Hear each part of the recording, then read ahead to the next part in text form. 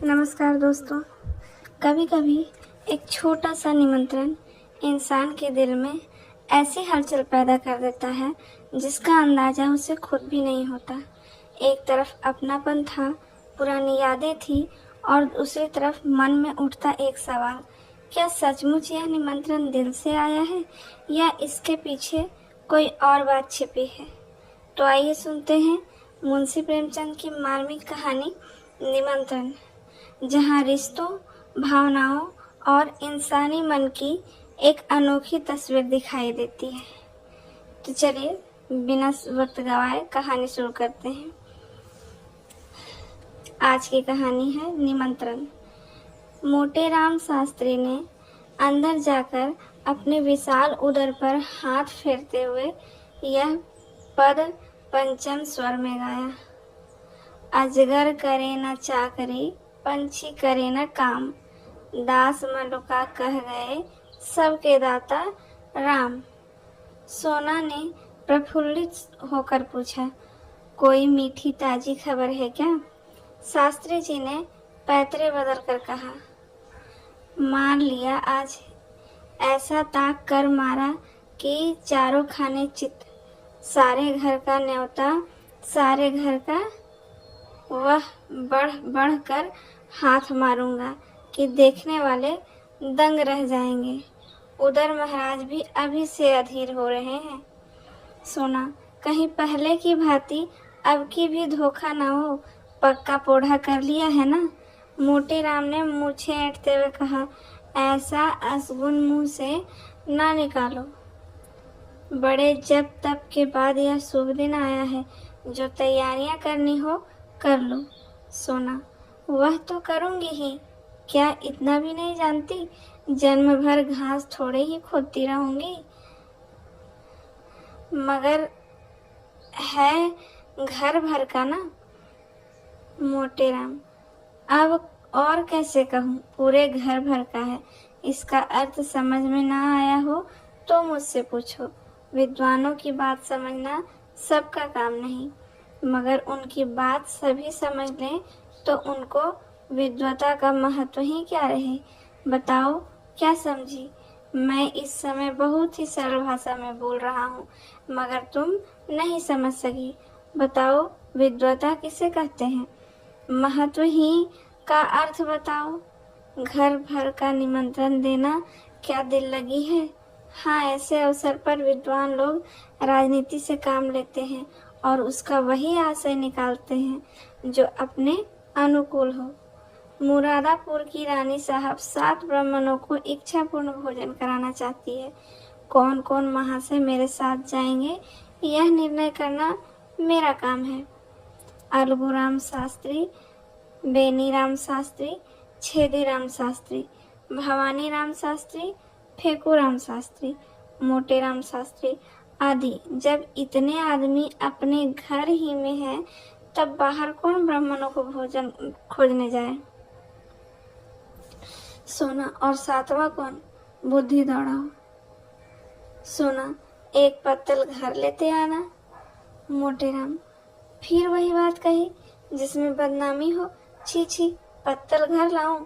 उस पत्तल में वह स्वाद कहाँ जो जजमान के घर पर बैठकर भोजन करने में है।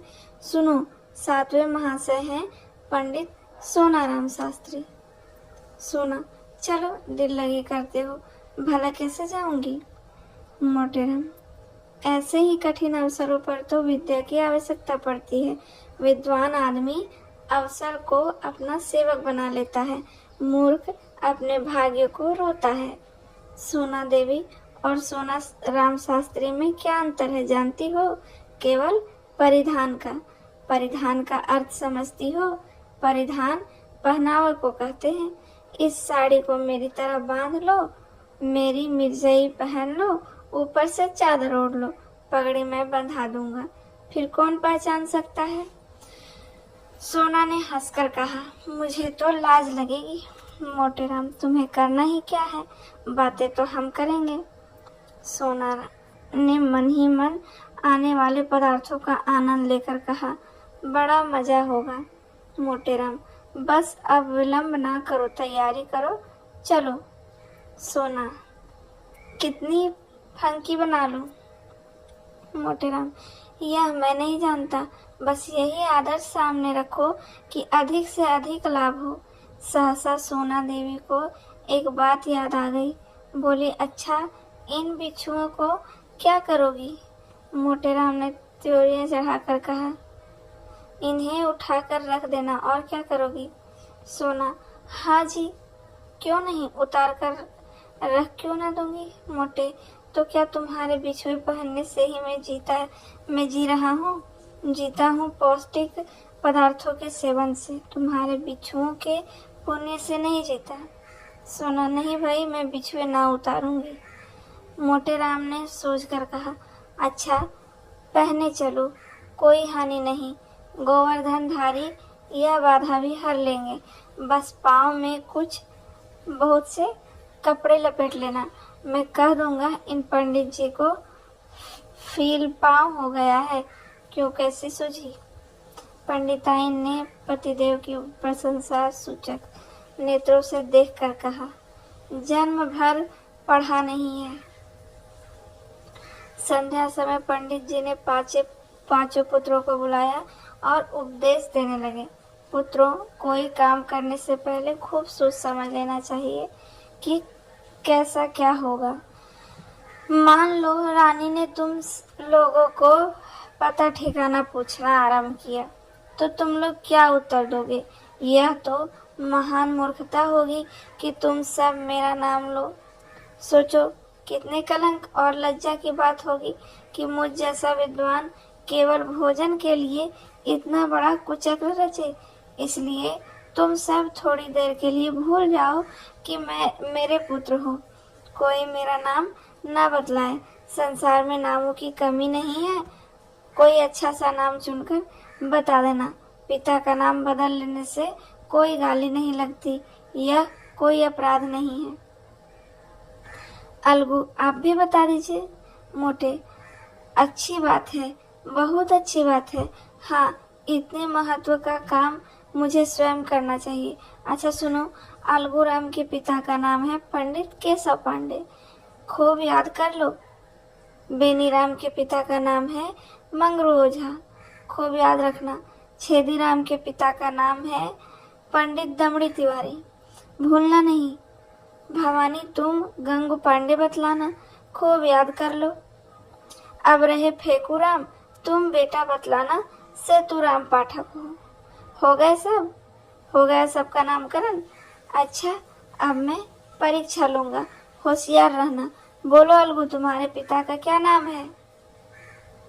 अलगू, पंडित केशव पांडे है। बेनीराम, तुम बताओ। दमड़ी तिवारी।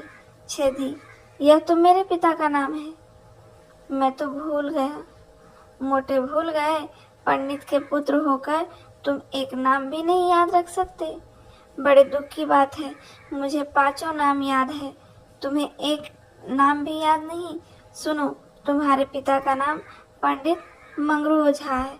पंडित जी लड़कों की परीक्षा ले ही रहे थे कि उनके परम मित्र पंडित चिंतामणि ने द्वार पर आवाज दी, पंडित मोटेराम। ऐसे घबराए कि सिर पर की सुधि ना रही।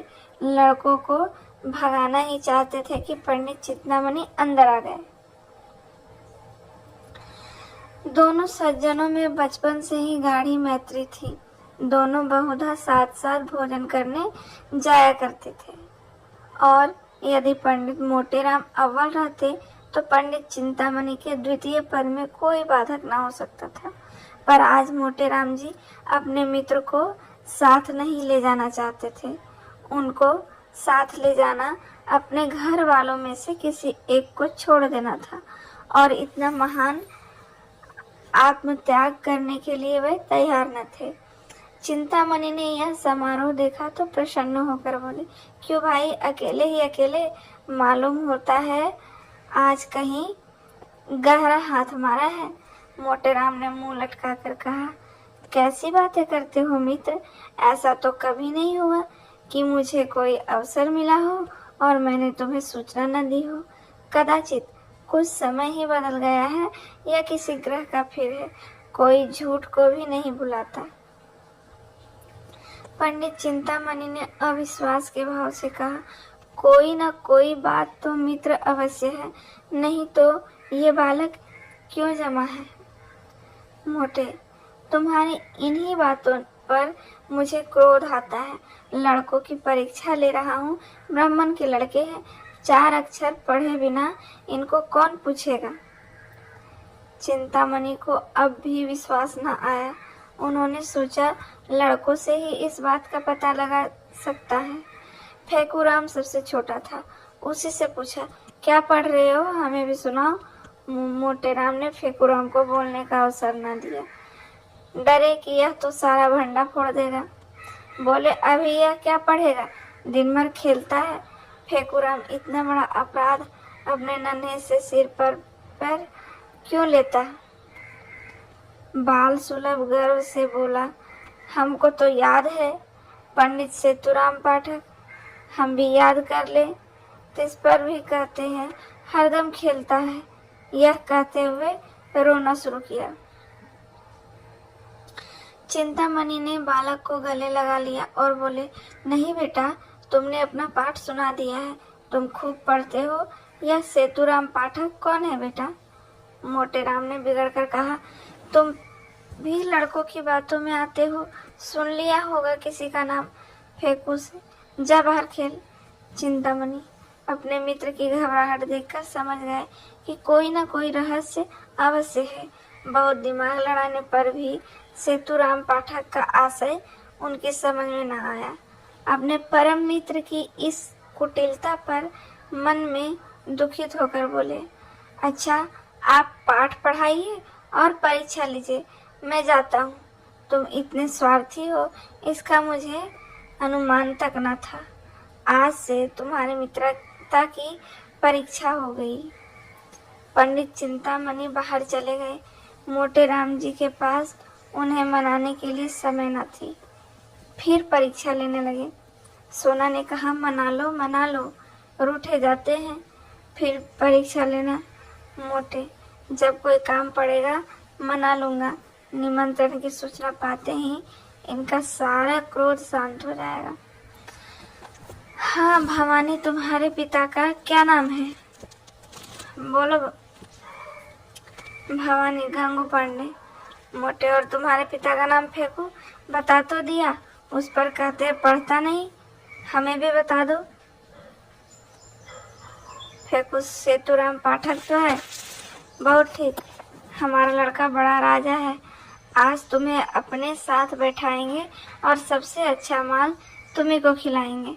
सोना, हमें भी कोई नाम बता दो। मोटे राम ने रसिकता से मुस्कुराकर कहा, तुम्हारा नाम है पंडित मोहन स्वरूप सुकुल। सोना देवी ने लजाकर सिर झुका दिया।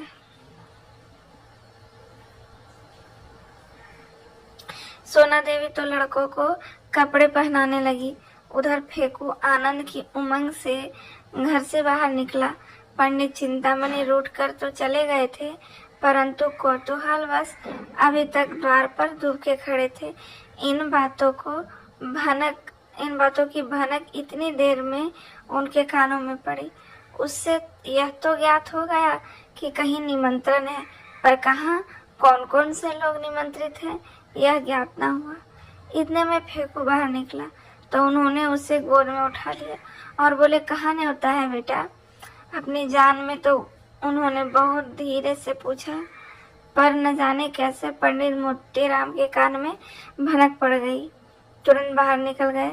देखा तो चिंतामणि ने फेंकू को गोद में लिए कुछ पूछ रहे हैं। लपक कर लड़के का हाथ पकड़ लिया और चाहा कि उसे अपने मित्र की गोद से छीन ले, मगर चिंतामणि जी को अभी उनके प्रश्न का उत्तर न मिला था। अतएव वे लड़के का हाथ छुड़ाकर उसे लिए हुए अपने घर की ओर भागे। मोटे राम भी यह कहते हुए उनके पीछे दौड़े, उसे क्यों लिए जाते हो, धूर्त कहीं का दुष्ट। चिंतामणि, मैं कह देता हूँ, इसका नतीजा अच्छा न होगा। फिर कभी किसी निमंत्रण में न ले जाऊंगा। भला चाहता है तो उसे उतार दे। मगर चिंतामणि ने एक ना सुनी, भागते ही चले गए। उनकी देह अभी भी संभल के बाहर न हुई थी। दौड़ सकते थे, मगर मोटे राम जी को एक एक पग आगे बढ़ाना दूरस्थ हो गया था। भय से की भांति हाँफते थे और नाना प्रकार के विशेषणों का प्रयोग करते दुल की चाल से चले जाते थे, और यद्यपि प्रतिक्षण अंतर बढ़ता जाता था और पीछा न छोड़ते थे। आज की अच्छी घुड़दौड़ थी। नगर के दो महात्मा दौड़ते हुए ऐसे जान पड़ते थे मानो दो गैंडे चिड़ियाघर से भाग आए हों। सैकड़ों आदमी तमाशा देखने लगे। कितने ही बालक उनके पीछे तालियां बजाते हुए दौड़े। कदाचित यह दौड़ पंडित चिंतामणि के घर पर ही समाप्त होती, पर पंडित मोटेराम धोती के ढीली हो जाने के कारण उलझकर गिर पड़े। चिंतामणि ने पीछे फिरकर यह दृश्य देखा तो रुक गए और फेकूराम से पूछा, क्यों बेटा, कहाँ का न्योता है? फेकू, बता दे तो हमें मिठाई दोगे ना? चिंता, हाँ दूंगा, बताओ। फेकू, रानी के यहाँ। चिंता, कहाँ की रानी? फेकू, यह मैं नहीं जानता, कोई बड़ी रानी है। नगर में कई बड़ी बड़ी रानियां थी। पंडित जी ने सोचा सभी रानियों के द्वार पर चक्कर लगाऊंगा, जहाँ भोज होगा वहाँ कुछ भीड़ भाड़ लगी होगी, पता चल जाएगा। यह निश्चय करके वे लौट पड़े सहानुभूति प्रकट करने। मैं अब कोई बाधा न थी। मोटेराम जी के पास आए तो देखा कि वे पड़े कराह रहे हैं, उठने का नाम ही नहीं लेते। घबराकर पूछा, गिर कैसे पड़े मित्र? यहाँ कहीं गड्ढा भी तो नहीं? मोटे, तुमसे क्या मतलब? तुम लड़के को ले जाओ, जो कुछ पूछना है पूछो। मैं यह कपट व्यवहार नहीं करता। दिल लगी की थी तुमसे, तुम बुरा मान गए। ले उठ तो बैठकर राम का नाम लेके। मैं सच कहता हूँ, मैंने कुछ नहीं पूछा। मोटेराम, चल झूठा। चिंता, जनेऊ हाथ में लेकर कहता हूँ। मोटे, तुम्हारी शपथ का विश्वास नहीं। चिंता, तुम मुझे इतना धूर्त समझते हो?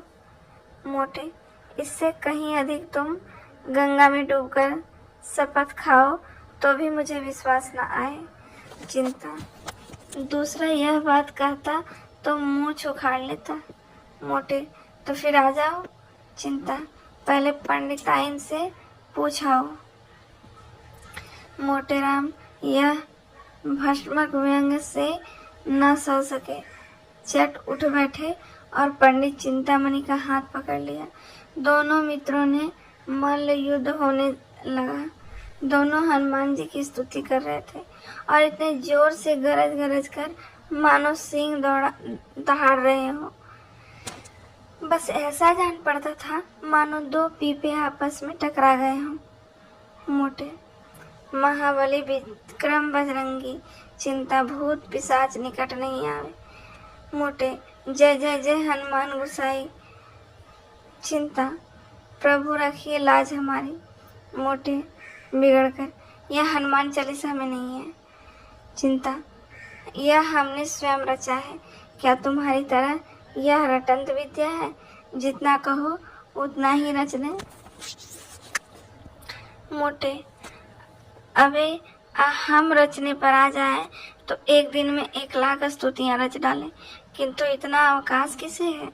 दोनों महात्मा अलग अलग खड़े होकर अपने अपने रचना कौशल की डींगे मार रहे थे। मल्ल युद्ध शास्त्रार्थ का रूप धारण करने लगा, जो विद्वानों के लिए उचित है। इतने में किसी ने चिंतामणि के घर जाकर कह दिया कि पंडित मोटेराम और चिंतामणि में से बड़ी लड़ाई हो रही है। चिंतामणि जी 3 महिलाओं के स्वामी थे, कुलीन ब्राह्मण थे, पूरे 20 विश्व उस विद्वान की उच्च कोटि से दूर दूर तक यजमानी थी। ऐसे पुरुषों को सबसे अधिकार है।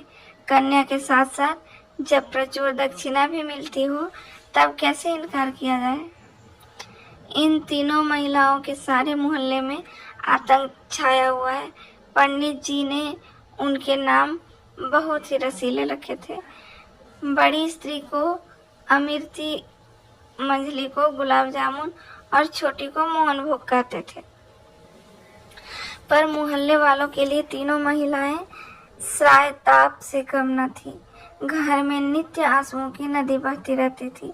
खून की नदी तो पंडित जी ने भी कभी नहीं बहाई, अधिक से अधिक शब्दों की नदी बहाई, पर मजाल न थी कि बाहर का आदमी किसी को कुछ कह जाए। संकट के समय तीनों एक हो जाती थी। यह पंडित जी के नीति चातुर्य का सफल हुआ था। ज्यों खबर मिली कि पंडित चिंतामणि पर संकट पड़ा हुआ है, तीनों त्रिदोष की भांति कुपित होकर घर से निकली और उनमें से जो अन्य दोनों जैसे मोटी नहीं थी, सबसे पहले समर भूमि में जा पहुंची। पंडित मोटेराम जी ने उसे आते देखा तो समझ गए कि अब कुशल नहीं। अपना हाथ छुड़वाकर बगटट्टू हो भागे। पीछे फिरकर भी न देखा।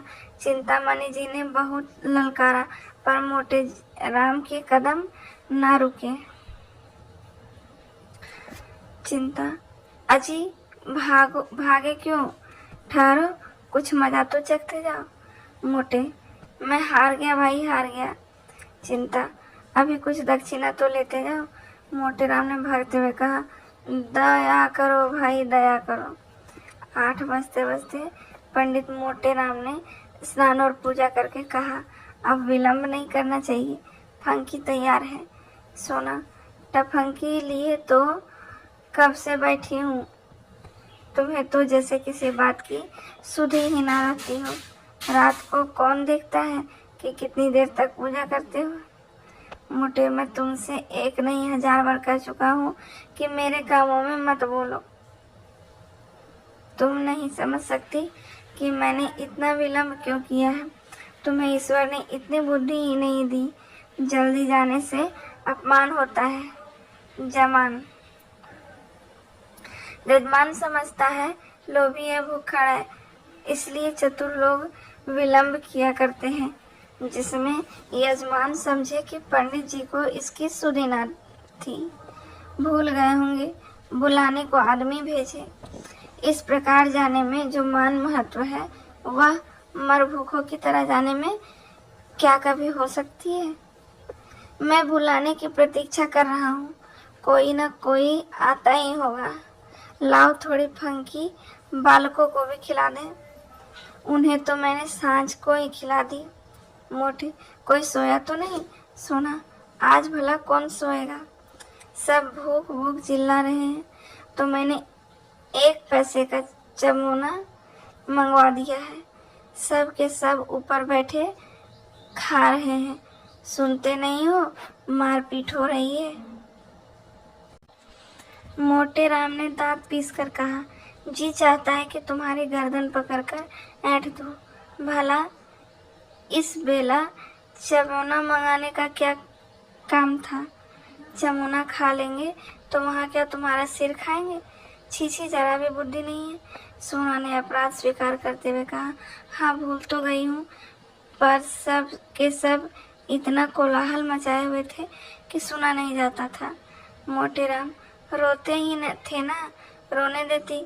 रोने से उनका पेट न भरता बल्कि और भूख खुल जाती। सहसा एक आदमी ने बाहर से आवाज दी, पंडित जी, महारानी बुला रही है और लोगों को लेकर जल्दी चलो।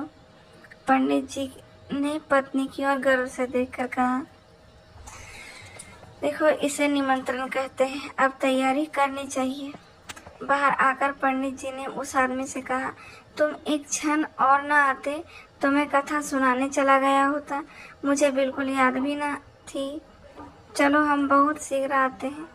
9 बजते बजते पंडित मोटेराम बाल गोपाल सहित रानी साहब द्वार पर जा पहुँचे। रानी बड़ी विशालकाय एवं तेजस्विनी महिला थी। इस समय वे कार चौकीदारी तकिया लगाए तख्त पर बैठी हुई 2 आदमी के हाथ बंधे पीछे खड़े थे। बिजली का पंखा चल रहा था। पंडित जी को देखते ही रानी ने तख्त से उठकर चरण स्पर्श किया और इस बालक मंडल को देखकर मुस्कुराई और बोली, इन बच्चों को आप कहाँ से पकड़ लाए हो? मोटेराम, क्या करता है? सारा नगर छान मारा, किसी पंडित ने आना स्वीकार न किया।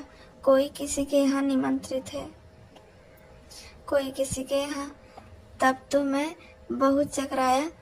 अंत में मैंने उनसे कहा, अच्छा आप नहीं चलते तो हरी इच्छा, लेकिन ऐसा कीजिए कि मुझे लज्जित ना होना पड़े। तब जबरदस्ती प्रत्येक के घर से जो बालक मिला उसे पकड़ कर लाना पड़ा। क्यों फेकुराम, तुम्हारे पिताजी का क्या नाम है? फेकुराम ने गर्व से कहा, पंडित सेतुराम पाठक। रानी, बालक तो बड़ा होनहार है।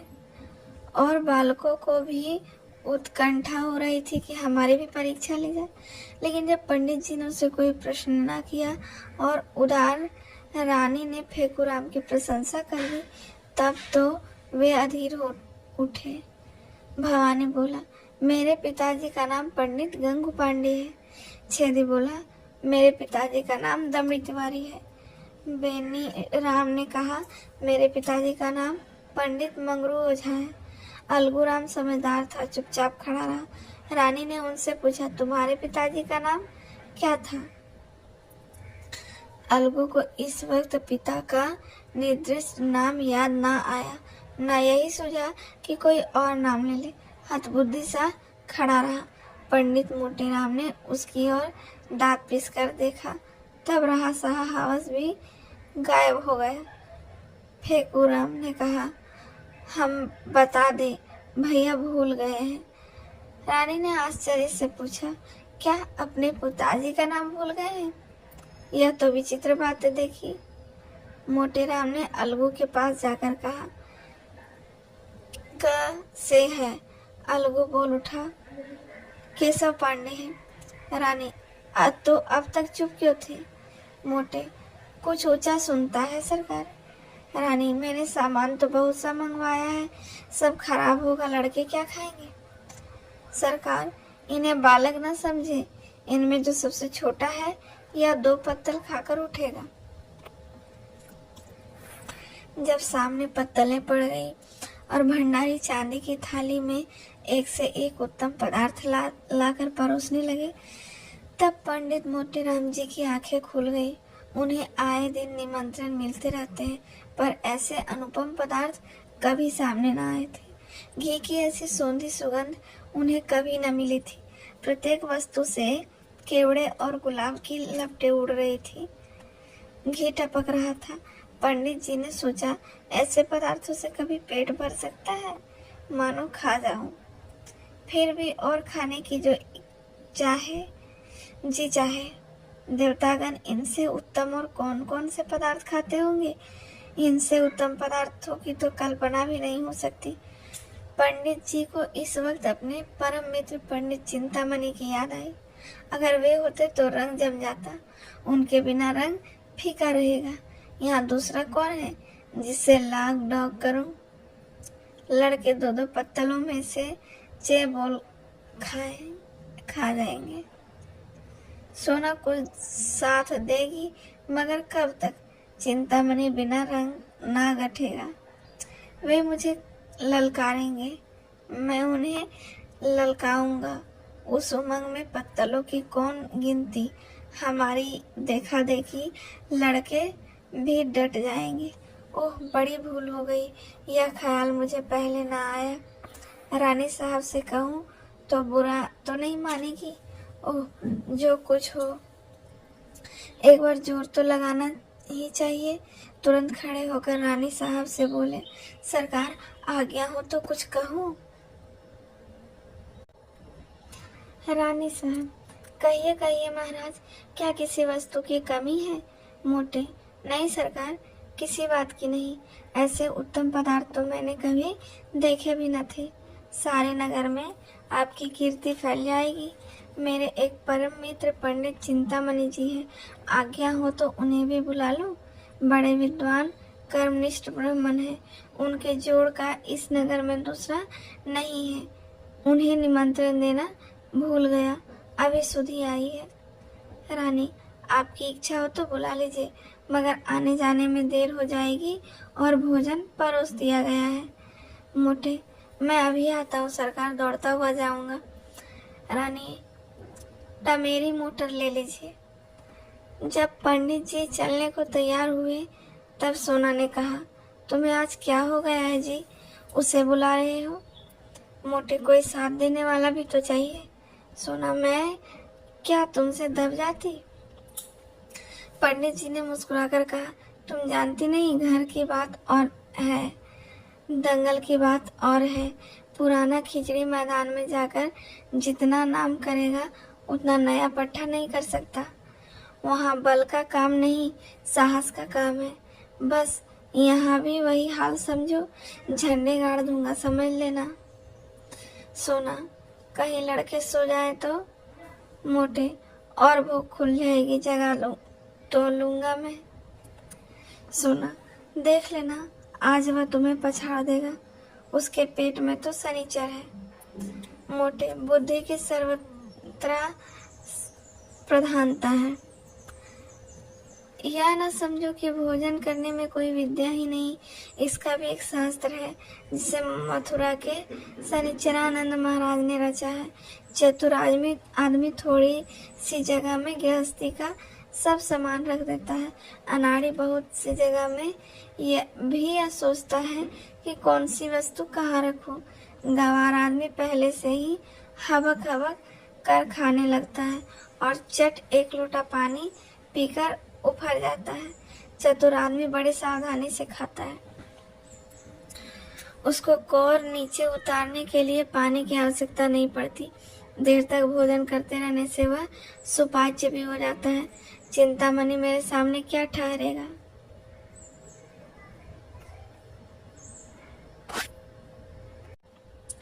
चिंतामणि जी अपने आंगन में उदास बैठे हुए थे। जिस प्राणी को वह अपना परम हितैषी समझते थे, जिसके लिए वे अपने प्राण तक देने को तैयार रहते थे, उसी ने आज उनके साथ बेवफाई की।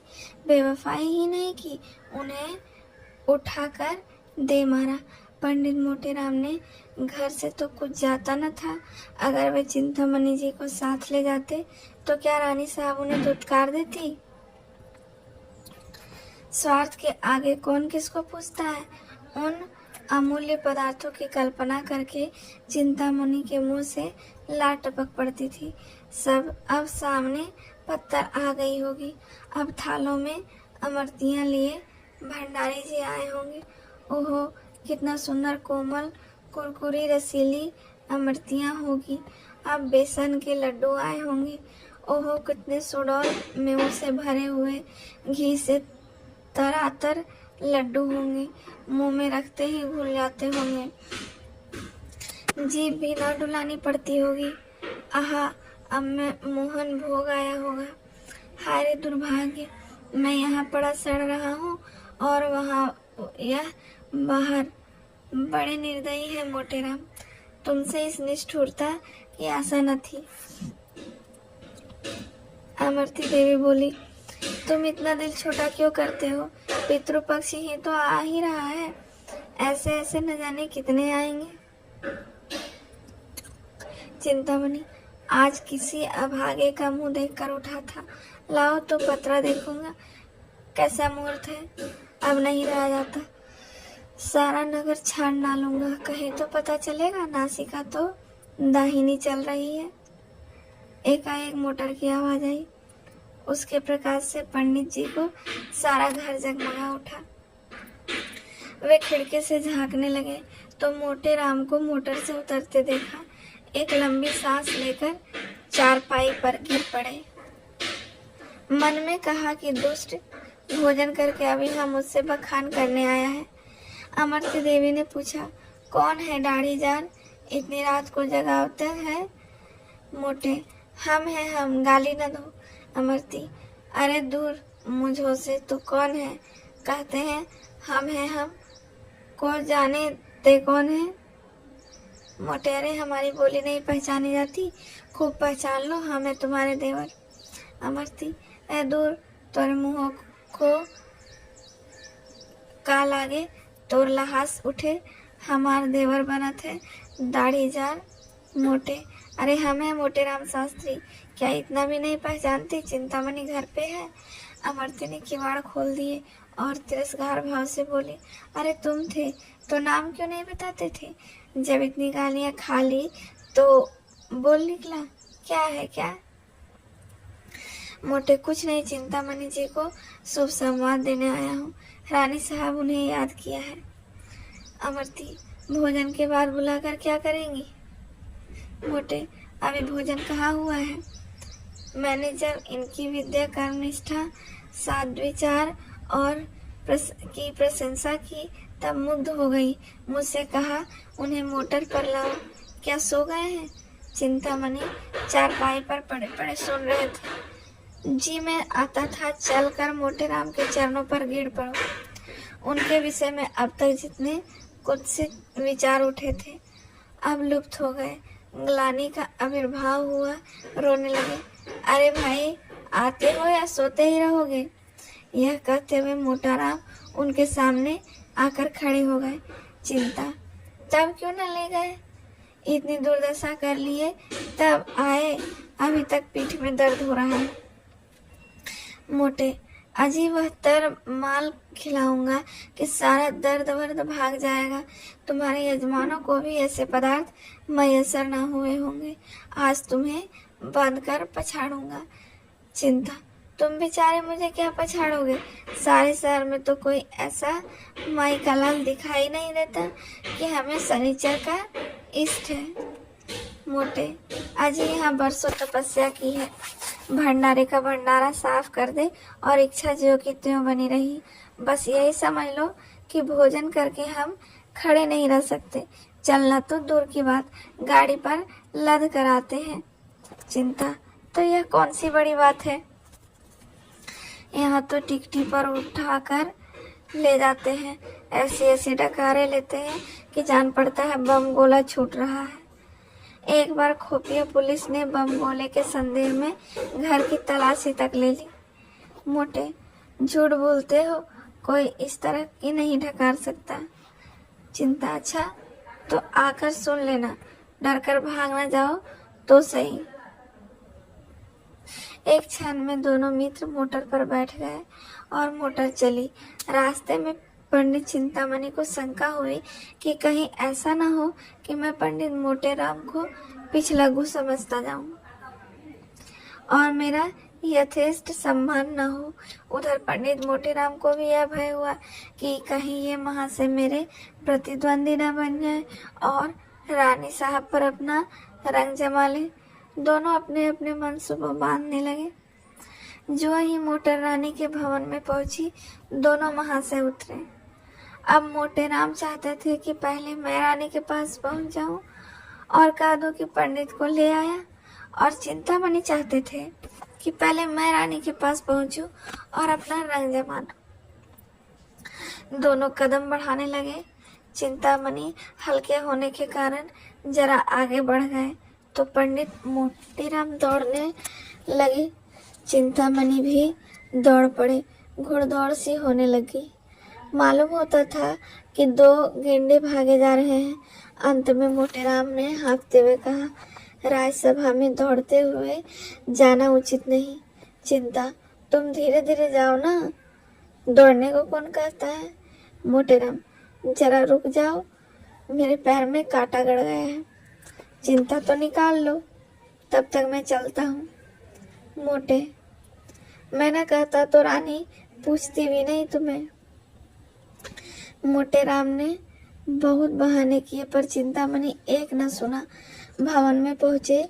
रानी साहब बैठी कुछ लिख रही थी और रह रह कर द्वार की ओर ताक रही थी कि सहसा पंडित चिंतामणि उसके सामने आ खड़े हुए।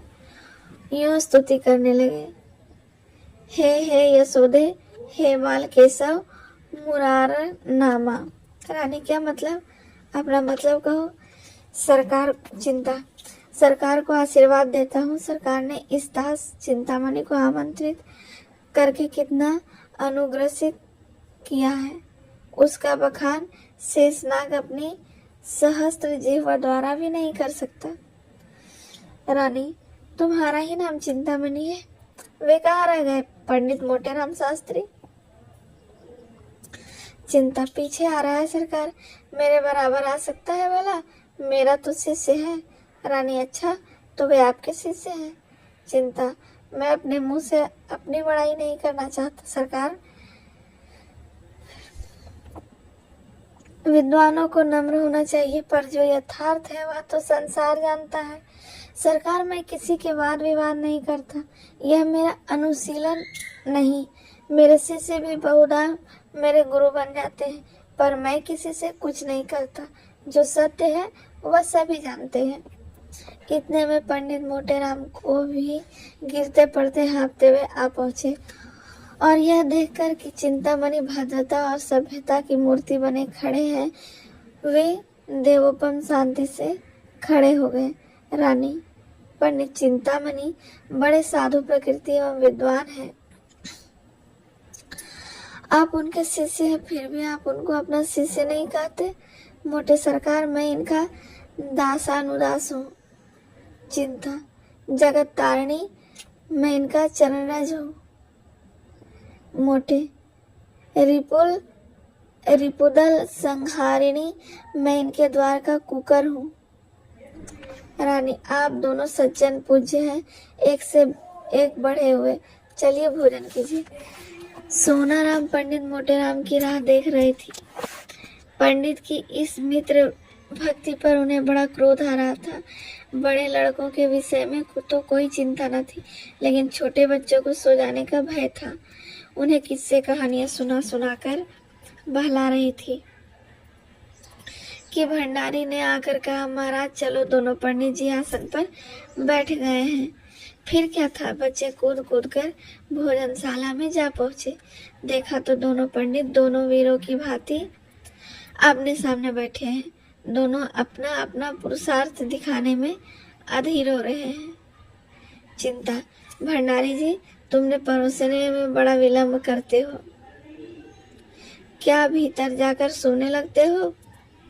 भंडारी, चुपाई मारे बैठो, जौन कुछ होई सब आए जाई, घबराएगा नहीं। तुम्हारे सिवा कोई और जिम्मेवार नहीं बैठा है। मोटेराम भैया, भोजन करने से पहले कुछ देर सुगंध का स्वाद तो लो। चिंता, आज सुगंध गया चूल्हे में, सुगंध देवता लोग लेते हैं, अपने लोग तो भोजन करते हैं। अच्छा बताओ, पहले किस चीज पर हाथ फेरोगे? चिंता, मैं जाता हूँ, भीतर से सब चीजें एक साथ लिए आता हूँ। मोटे, धीरज धरो भैया, सब पदार्थ को आ जाने दो, ठाकुर जी का भोग तो लग जाए। चिंता, तो बैठे क्यों हो, अब तक भोग ही लगाओ, एक बाधा तो मिटे। नहीं तो लाओ मैं चटपट भोग लगा दूं, व्यर्थ देर कराओगे। इतने में रानी आ गई। चिंतामणि सावधान हो गए, रामायण की चौपाइयों का पाठ करने लगे। रहा एक दिन अवध अधारा, समुझत मन दुख भयउ अपारा। कौशलेश दशरथ की जाए, हम पितु वचन मानी बन आए। उल्टी पलटी लंका करी जारी, कूद पड़ा तब सिंधु मदारी। जेही पर जाकर सत्य सनेहु, सोते हो मिली न कछु संदेहु। जामवंत के वचन सुहाए, सुनी हनुमान हृदय अति भाए। पंडित मोटेराम ने देखा कि चिंतामणि का रंग जमता जाता है, तो वे अपनी विद्वता प्रकट करने को व्याकुल हो गए। बहुत दिमाग लगाया, पर कोई श्लोक, कोई मंत्र, कोई कविता याद न आई। तब उन्होंने सीधे सीधे राम नाम का पाठ आरंभ कर दिया। राम भज राम भज राम भज रे मन।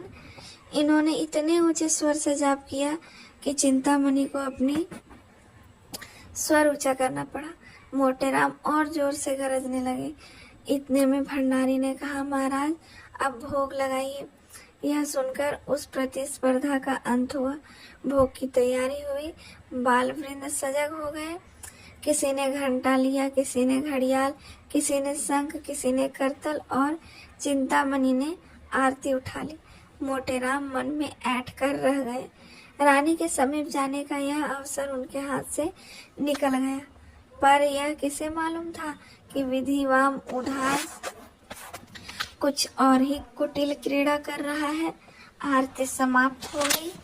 भोजन शुरू होने को ही था कि एक कुत्ता न जाने किधर से आ निकला। पंडित चिंतामणि के हाथ से लड्डू थाल में गिर पड़ा। पंडित मोटेराम अचक्का कर रह गए। सर्वनाश! चिंतामणि ने मोटेराम से इशारे में कहा, अब क्या करते हो मित्र? कोई उपाय निकालो, यहाँ तो कमर टूट गई। मोटेराम ने लंबी सांस खींचकर कहा, अब क्या हो सकता है? यह ससुर आया किधर से? रानी पास ही खड़ी थी। उन्होंने कहा, अरे कुत्ता किधर से आ गया? यह रोज बंधा रहता था, आज कैसे छूट गया? अब तो रसोई भ्रष्ट हो गई। चिंता सरकार आचार्यों से इस विषय में। मोटे, कोई हर्ज नहीं है सरकार, कोई हर्ज नहीं है। सोना, भाग्य फूटा जोहत जोहत, आधी रात बीत गई तब ई विपदा फट पड़ी। चिंता सरकार, श्वान के मुख में अमृत। मोटे, तो अब आज्ञा हो तो चले। रानी, हाँ और क्या। मुझे बड़ा दुख है कि इस कुत्ते ने आज इतना बड़ा अनर्थ कर डाला। तुम बड़े गुस्ताख हो गए। टामी भंडारी, ये पत्तल उठाकर मेहतर को दे दो। चिंता सोना से छाती फटी जाती है। सोना को बालकों पर दया आ रही थी। बेचारे इतने देर से देवोपम धैर्य के साथ बैठे हैं। बस चलता तो कुत्तों का गला घोट देती। बोली, लड़कन का तो दोष नहीं, पर इन्हें काहे नहीं खवाए दे तो कहूँ। चिंता, मोटीराम महादुष्ट है, इसकी बुद्धि भ्रष्ट हो गई है। सोना, ऐसे तो बड़े विद्वान बने हैं, अब काहे नहीं बोलत बनत? मुंह में दही जम गया है, जीभे नहीं खुलत है। चिंता, सत्य कहता हूँ, रानी को चकमा दे देता। उस दुष्ट के मारे सब खेल बिगड़ गया। सारी अभिलाषाएं मन में रह गई। ऐसे पदार्थ अब कहाँ मिल सकते हैं? सोना, सारी मनुष्य निकल गई, घर ही में गर्जे के शेर हैं।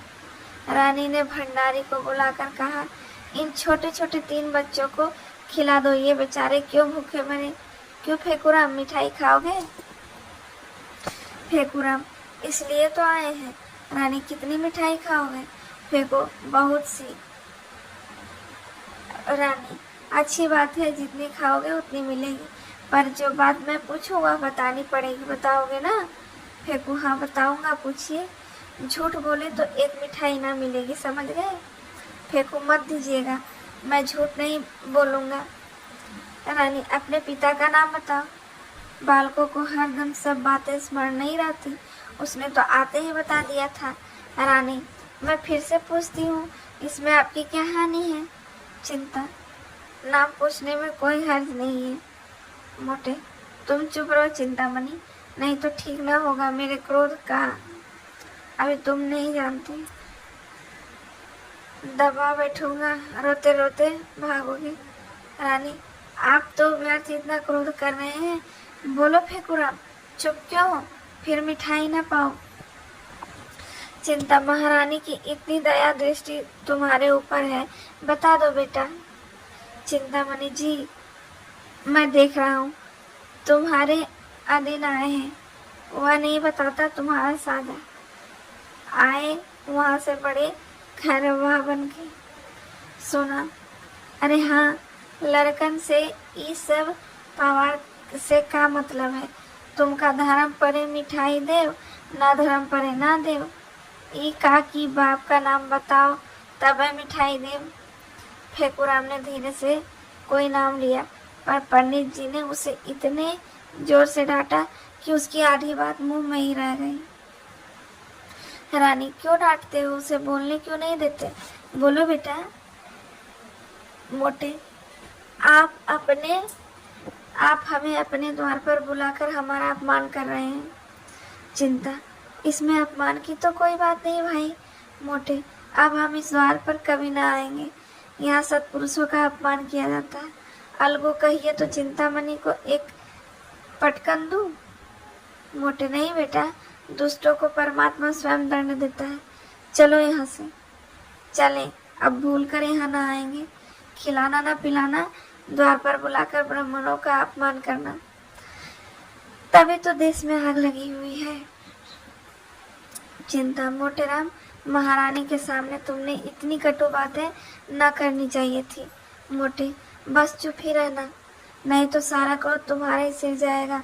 माता पिता का पता नहीं ब्राह्मण बनने चले हैं। तुम्हें कौन कहता है ब्राह्मण? जो कुछ मन चाहे कर लो। चंद्रमा पर थूकने से थूक अपने ही मुंह पर पड़ता है। जब तुम धर्म का एक लक्षण नहीं जानते, तब तुमसे क्या बात करूं? ब्राह्मण को धैर्य रखना चाहिए। मोटे, पेट के गुलाम हो, ठाकुर सुहाती कर रहे हो कि एक आध पत्तल मिल जाए, या मर्यादा का पालन करते हैं। चिंता, कह तो दिया भाई कि तुम बड़े मैं छोटा, अब और क्या कहूँ? तुम सत्य कहोगे मैं ब्राह्मण नहीं शूद्र हूँ। रानी, ऐसा ना कहिए चिंतामणि जी, इसका बदला ना ले लिया तो कहना। यह कहते हुए पंडित मोटेराम बालक वृंद के साथ बाहर चले आए और भाग्य को कोसते हुए घर को चले। बार बार पछता रहे थे कि दुष्ट चिंतामणि को क्यों भुला लिया। सोना ने कहा, भंडा फुटत फुटत बच गया। फेकुराम नाव बता देता, कहे रे अपनी बात कर नाव बता देते। फेंकू, और क्या, वो तो सचमुच पूछती है। मोटे, चिंतामणि ने रंग जमा लिया, अब आनंद से भोजन करेगा। सोना, तुम्हार एको विद्या काम ना आई, वो तो बाजी मार लेगा। मोटे, मैं तो जानता हूँ। रानी ने जानबूझकर कुत्ते को बुला लिया। सोना, मैं तो ओकरा मुंह देखा ताड़ गई कि हमका पहचान गई है। इधर तो ये लोग पछताते चले आते हैं, उधर चिंतामणि की 5 उंगली घी में है। आसन मारे भोजन कर रहे थे। रानी अपने हाथों से मिठाइयाँ परोस रही थी।